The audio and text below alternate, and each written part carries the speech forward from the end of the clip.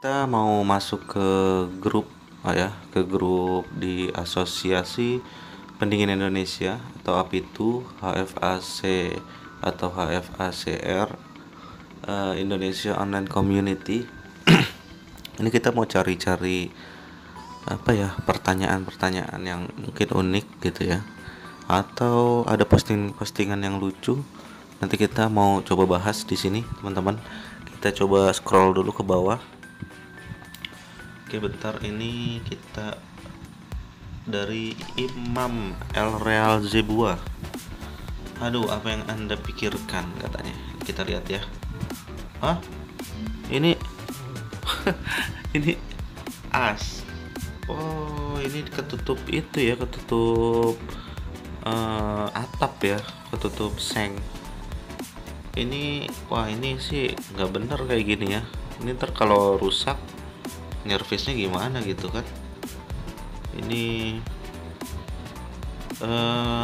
kayaknya sih kemungkinan renovasi memasang atap ya, masang atap, cuma AC-nya nggak dipindah ini, atau atapnya mungkin ketinggian gitu.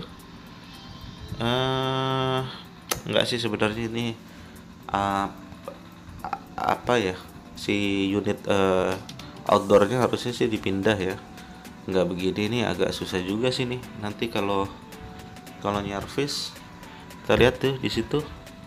Terus juga posisi dari atapnya itu memang terlalu nutup ya, ngepres banget ke body outdoor. Ini kalau rusak repot juga ini bukanya kan, ya kan.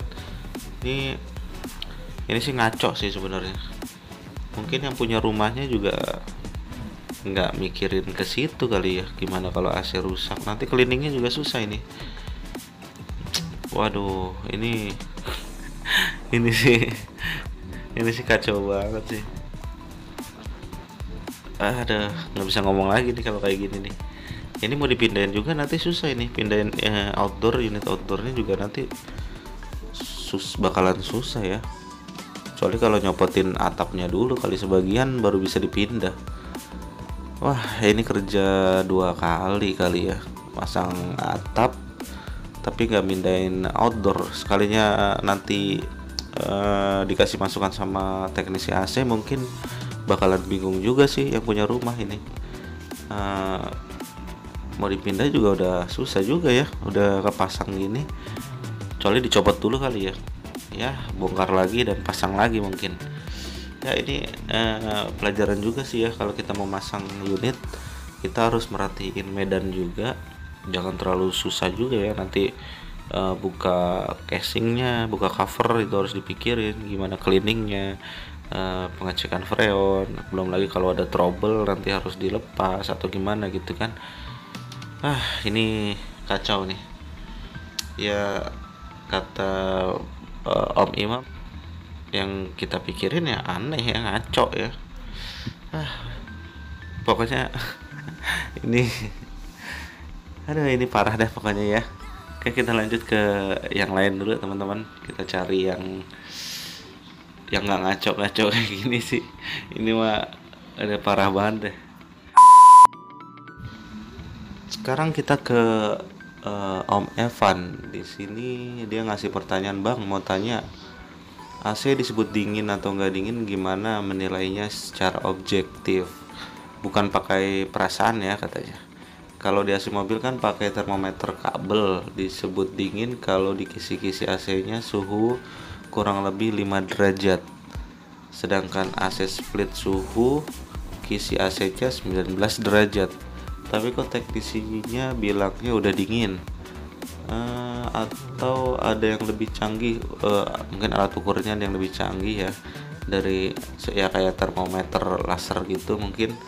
Patokan suhu kisi AC indoor kira-kira berapa? Saya mau klaim garansi. Oh, dia mau klaim garansi tapi takut teknisinya dari Daikin bilang ya perasaan udah dingin gitu kan. Emang biasanya kan gitu ya, kalau udah dingin teknisi pasti bilang, oh ini mah udah dingin pak gitu kan ya. Takut klaim garansi ditolak padahal udah kena biaya pengecekan 77.000. Kalau AC biasanya memang perlu alat ukur pun kita udah bisa tahu ya itu dingin atau nggak dingin. Cuma balik lagi ke orang sih ya, kalau kira-kira dinginnya dirasa kurang tapi teknisinya bilang itu udah dingin, terus diukur kayak tekanan freon normal bagus, evaporator dipegang cukup dingin, air netes seperti itu ya, kayaknya sih memang sudah dingin harusnya.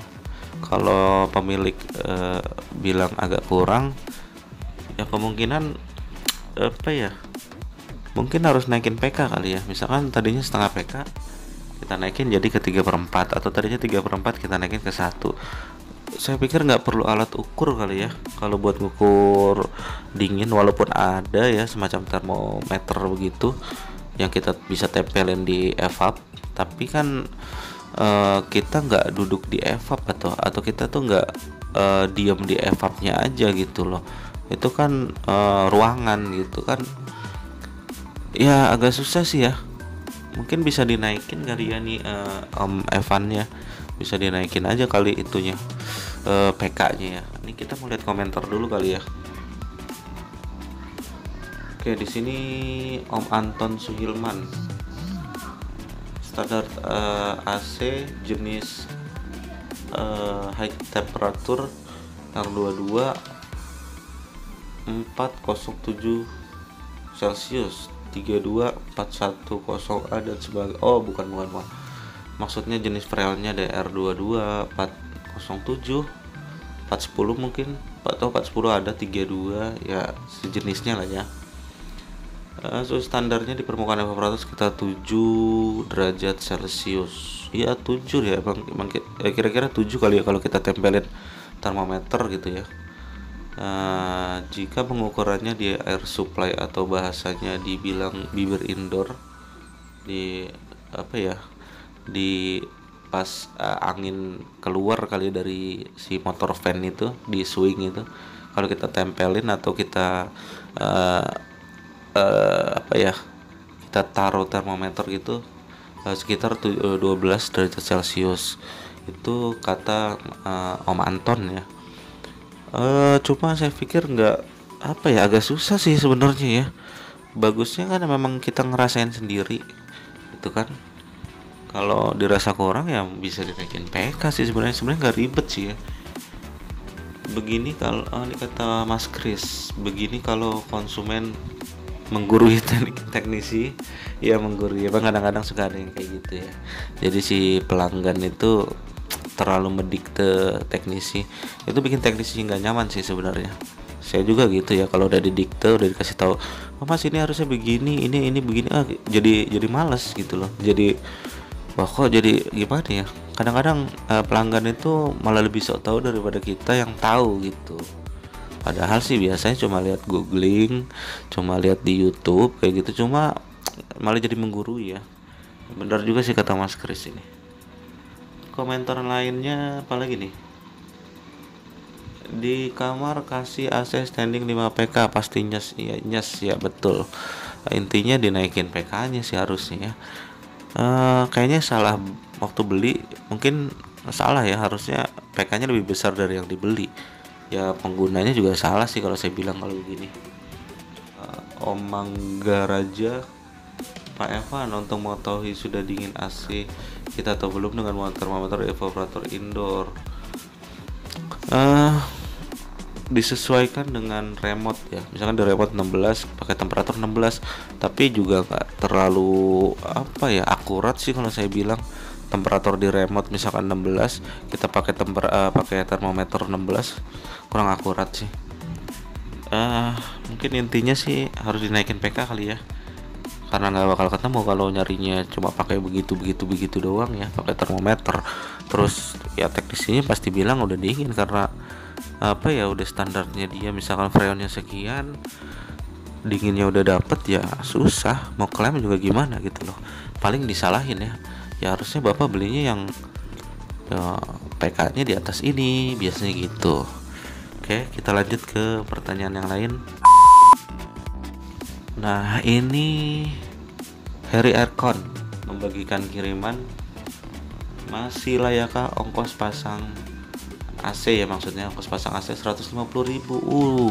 Denger 150.000 aja saya udah kaget sih sebenarnya. Cuma saya punya teman katanya kalau untuk toko pasangnya 75.000. Wow, itu nggak masuk sih sebenarnya. Kalau ngelihat ini, kita lihat gambarnya dulu teman-teman nih. Serem kan tuh. Lihat, dia tuh diri dia ujung bangunan begitu tuh. Ini lantainya lumayan tinggi nih di sini. Kita bisa ngambil pelajaran sih resiko ya. Medan tempat kita masang harus jadi pertimbangan, resiko yang diambil juga, karena nggak mungkin 150.000 loh. Apa ya, kalau kita punya alat safety mungkin nggak masalah kali ya, cuma tetap aja 150.000 kayaknya nggak. Itu harga yang ngaco sih kalau menurut saya sih ya. Pasaran sih sebenarnya 250.000-an sampai 300. Sekali lagi tergantung medan. Kadang-kadang teknisi minta lebih karena medannya agak susah, tapi harusnya pelanggan juga ngerti sih ya. Jadi intinya sih 150.000 buat pasang AC nggak masuk ya. Wah, ini mau dimanapun, di pelosok atau di apapun, kayaknya sih nggak lah ya. Ya minimal 250.000 lah paling murah ya untuk pemasangan AC. Oke, kita lanjut lagi ke pertanyaan yang lain. Nah, ini ada yang menarik nih dari Dewa AC nih. Dia posting di grup Asosiasi Pendingin Indonesia ya. Ini nemu konsumen baru rewelnya minta ampun katanya. AC setengah PK dibagi 2, mintanya kamar dingin semua. Bentar kita lihat. Kalau dari lihat ukuran ampere sama tekanan freon, ini sudah pas, tinggal ngelihat press kompresornya dingin atau enggak. Tapi sebenarnya 2 ruangan untuk AC setengah PK itu nggak masuk. Jadi buat pelanggan nih ya, kalau mau pakai 2 ruangan 1 AC, yang dipikir itu PK. Kita harus ngukur BTU luas ruangannya ya. Jangan ngasal setengah PK buat 2 ruangan sih. Itu keputusan yang aneh kalau buat saya ya. Karena kadang-kadang kalau ya gini deh, kamar itu biasanya paling kecil ya 3x3 kali ya biasanya ya, umumnya, atau 3x4, 3x3 lah. Jarang sih ada yang kamar cuma 2 meter gitu, itu mah kuburan kali ya. Jadi 3x3 itu udah paling kecil. Misalkan dibagi 2 ya udah kebayang itu kan, 3x3 dikali 2 kan gitu kan. Ya minimal 3/4 atau 1 PK lah. Kalau mau aman ya 1 PK. Kalau mungkin dia nyari yang setengah PK karena listrik, ya kita kan bisa cari AC yang low watt ya. 1 PK yang low watt itu udah banyak kan sekarang kan, jadi nggak terlalu, ya harusnya nggak jadiin alasan sih ya. Intinya sih kalau 2 ruangan pakai AC setengah PK, ini mereknya Panasonic, kita bisa lihat yaitu kodenya CUKC5PKJ5 itu seri 5 itu angka 5 adalah 5000 BTU, artinya setengah PK. Dilihat dari ampere juga sudah cukup normal ya, 1,4 1,5 lah. Tekanan freon di 80-90 ya udah maksimal lah segitu. Mau didinginin gimana lagi kan gitu ya. Rewel katanya tukang pelanggannya rewel kata si Mas Dewa. Kayaknya sih iya sih, soalnya nuntutnya aneh ya. Setengah PK buat 2 ruangan kayaknya nggak masuk sama sekali. Oke, ini kita mau lanjut apa udah dulu kali ya. Tadi ada berapa sih? 3 apa? Ya 3 pembahasan atau 4 tadi, saya lupa. Ya pokoknya saya buat video ini buat ini aja ya. Ya buat bagi-bagi pengalaman aja. Mungkin kalian ada yang nggak gabung ke grup gitu. Jadi ini kira-kira ini di grup kayak gimana sih? Nah ya begini. Jadi banyak pertanyaan-pertanyaan. Kadang-kadang ada yang lucu, ada yang aneh, ada yang nggak masuk akal gitu ya. Oke, mungkin gitu aja. Nanti kita lanjut di video yang lainnya soal ngintip grup Facebook di komunitas teknisi ya teman-teman ya. Oke, terima kasih sudah menonton, semoga bermanfaat. Assalamualaikum.